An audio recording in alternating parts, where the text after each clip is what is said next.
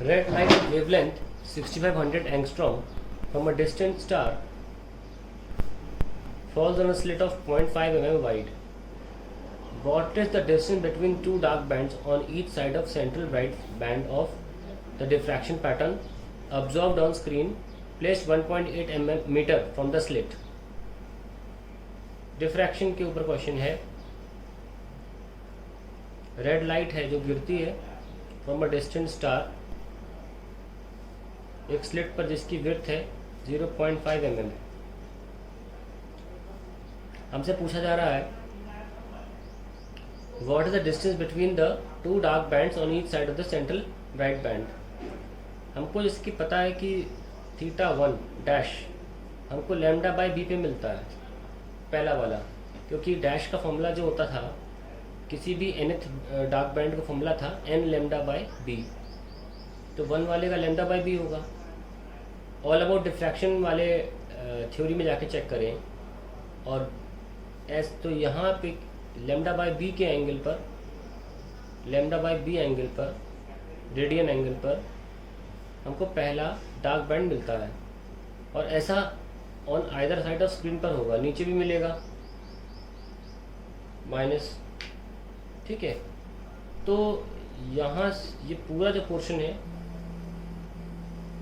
ये कितना होगा.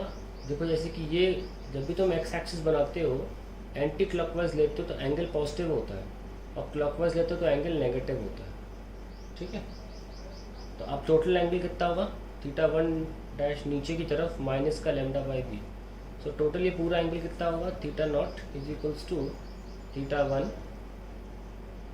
Minus θ1 that is lambda by B minus lambda by B that is 2 lambda by B. θ0 हो गया है that is 2 lambda by B. Now angle होता है arc upon radius. θ0 is equals to arc कितना है, ये थिकनेस β0 है ना, और रेडियस कितना है कैपिटल डी. सो β0 कितना है θ0 into D that is 2 lambda D by B. ये हमें सॉल्व करना है. कैसे करेंगे, सारी वैल्यूज दे रखी. 2 इंटू लैम्डा कितना है 6500, इसको 10 पावर माइनस 10 लिख लो. 2 लैम्डा कैपिटल डी कितना है 1.8 और छोटा डी कितना है 0.5 10 पावर माइनस 3. सो ये गया और यहाँ पे पॉइंट गया 5 1300 सा. सो 2600 इंटू 18 टू 10 की पावर माइनस 7. 26 इंटू 18 10 की पावर माइनस 5. अब हम इसको सॉल्व कर लेते हैं. 26 इंटू 18 को 108 36 4 468 10 की पावर माइनस 5. 4.68 10 की पावर माइनस 3 तो 4.68 mm that is the answer. ना मैंने आपको डिटेल में करके बताया, लेकिन आप बात का हमेशा ध्यान रखें. Distance between two dark bands on each side of central bright fringe actually में thickness of central bright fringe के बराबर होता है. Thickness of central bright fringe होता है. Distance between two dark bands on either side of screen and diffraction central bright fringe की thickness के बराबर होता है. तो ये क्वेश्चन एक्चुअली में सिर्फ इतनी सी जगह पर आ जाना चाहिए था, क्योंकि आपको पता है ना ये बात, तो आप सीधे 2 लैम्डा और डी बाई बी लगाओगे, क्योंकि आपको बात पता होनी चाहिए कि thickness of central bright fringe 2 lambda और डी बाई बी होती है.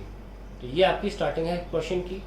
वैल्यू रखकर 6500 10 power minus 10 into 1.8 upon 0.5 10 power minus 3 value रखकर जो आंसर आएगा वो आपकी दूसरी लाइन होगी और आंसर आ जाएगा, सॉल्व हो जाएगा क्वेश्चन. तो ये छोटा क्वेश्चन है, मैंने डिटेल में समझाया. अगली बार अगर ऐसा कुछ आएगा तो फिर मैं डायरेक्टली यहाँ से करूँगा और आपको भी एग्जाम में यहीं से करना चाहिए.